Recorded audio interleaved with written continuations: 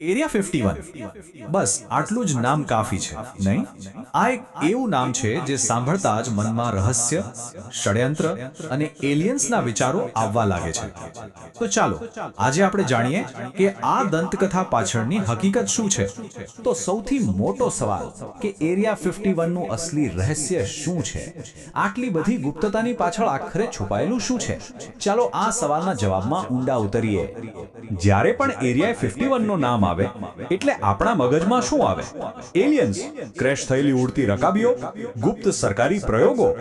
ફિલ્મો અને વાર્તાઓમાં તો આપણે આ બધું જોયું અને સાંભળ્યું જ છે.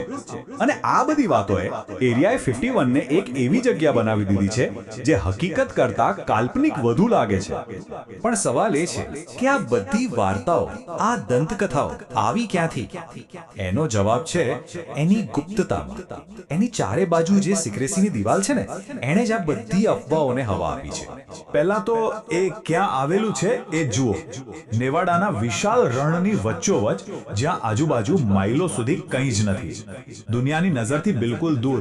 એટલે આ જે જગ્યા છે ને, પોતે જ સિક્રેસીનું પહેલું લેયર છે. અને માની લો કે કોઈ ત્યાં સુધી પહોંચવાની હિંમત પણ કરે તો શું? તો એમનું સ્વાગત કરશે સશસ્ત્ર ગાર્ડ્સ અને એવા ચેતવણીના પાટિયા જે સીધે સીધું કહે છે કે જાન લેવા બળનો ઉપયોગ કરવાની પરવાનગી છે. મતલબ આ કોઈ મજાક નથી. અહીંયા સુરક્ષા એકદમ કડક છે.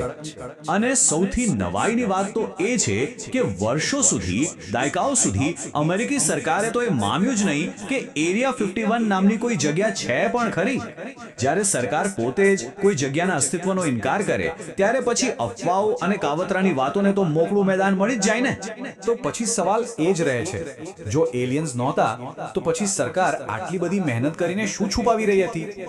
ચાલો હવે એ ગુપ્તતાની દિવાલ પાછળ શું છે એ જોવાનો સમય આવી ગયો છે. અને જવાબ છે, રહસ્ય કોઈ બીજા ગ્રહનું નહોતું. રહસ્ય તો આપણા જ ગ્રહનું હતું. હકીકતમાં એરિયા 51 એ ઉડ્ડયન ટેકનોલોજીમાં આવેલી એક મોટી ક્રાંતિનું કેન્દ્ર હતું. જુઓ, શીત યુદ્ધનો સમય હતો ત્યારે અમેરિકા અહીં એવા વિમાનો બનાવી રહ્યું હતું જે કોઈ સાયન્સ ફિક્શન ફિલ્મમાંથી બહાર આવ્યા હોય એવું લાગે. જેમ કે U-2 જાસૂસી વિમાન જે એટલી ઊંચાઈએ ઉડતું કે જાણે અવકાશની સરહદ પર હોય. પછી આવ્યું પ્રોજેક્ટ ઓક્સકાર્ડનું A-12 જે અવાજ કરતા 3 ગણી વધુ ઝડપે ઉડતું હતું. અને આ જ વિમાન આગળ જઈને પ્રખ્યાત SR-71 બ્લેકબર્ડ બન્યું. અને પછી હેવ બ્લુ પ્રોગ્રામ, જેમાંથી બન્યું F-15-17 સ્ટેલ્થ ફાઇટર. એક એવું ફાઇટર જેટ જે રડારની પકડમાં જ ના આવે. સમજાયું? આ ખાલી વિમાનો નહોતા, આ તો ગેમ ચેન્જર હતા જે દુનિયાની શક્તિનું આખું સમીકરણ બદલી શકતા હતા. તો આ અદ્ભુત ગુપ્ત વિમાનો અને UFOની વાર્તાઓને શું લેવા દેવા? બસ અહીંથી જ હકીકત અને દંતકથાની ભેળસેળ શરૂ થાય છે. આ એક વાત બધું સ્પષ્ટ કરી દે છે. જરા વિચારો, તમે 1960ના દાયકાના કોઈ કમર્શિયલ પ્લેનના પાયલટ છો અને અચાનક આકાશમાં તમારી ઉપરથી 2000 માઇલ પ્રતિ કલાકથી પણ વધુની સ્પીડે એક વિચિત્ર ડિસ્ક જેવી વસ્તુ પસાર થાય. તમે શું વિચારશો? એ સમયે કોઈ આવું કંઈ જોયું જ નહોતું. એટલે એને UFO કહી દેવું એ બહુ સ્વાભાવિક હતું, કારણ કે વિમાનોનો આકાર જ એવો હતો. આપણું મગજ પણ એવું જ છે ને, જ્યારે કોઈ અજાણી વસ્તુ જુએ ત્યારે એને કોઈ જાણીતી વાત સાથે જોડી દે. અને એ જમાનામાં તો UFOની વાતો આમ પણ જોરશોરથી ચાલતી હતી. તો જુઓ કેવી રીતે દરેક દંતકથાની પાછળ એક વાસ્તવિકતા છુપાયેલી હતી. લોકો જેને ક્રેશ થયેલી ઉડતી રકાબી કહેતા હતા, એ હકીકતમાં A-12 ઓક્સકાર્ડ વિમાનનો વિચિત્ર આકાર હતો. જે અશક્ય ઝડપવાળું એલિયન જહાજ લાગતું હતું એ તો આપણું SR-71 બ્લેકબર્ડ હતું. અને જે અદ્રશ્ય યાનની વાતો થતી હતી એ બીજું કંઈ નહીં પણ દુનિયાનું પહેલું stealth fighter F-117 night hoc હતો. દરેક કાલ્પનિક વાત પાછળ એક વાસ્તવિક ટેકનોલોજી હતી. સારું, તો ભૂતકાળના રહસ્યો પરથી તો પડદો ઉઠી ગયો, પણ અત્યારે શું? આજે એરિયા 51 નું સ્ટેટસ શું છે? તો આખી વાતનો સાર શું નીકળ્યો? એ જ કે એરિયા 51 નું સૌથી મોટું રહસ્ય એલિયન્સ નહોતા. એનું સૌથી મોટું રહસ્ય હતું માણસની પોતાની આવડત. એવી ટેકનોલોજી જેને ખુલ્લેઆમ દુનિયાની નજર સામે છુપાવીને રાખવામાં આવી હતી.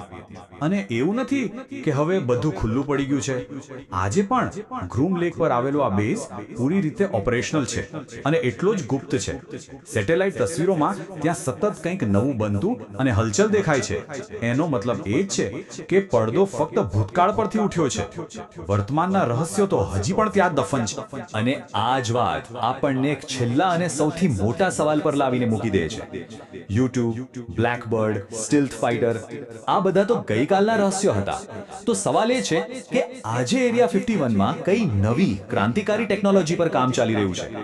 આ એ સવાલ છે જેનો જવાબ કદાચ આપણને આવનારા ઘણા વર્ષો સુધી નહીં મળે. અને કદાચ એ જ એરિયા 51નું સાચું રહસ્ય છે.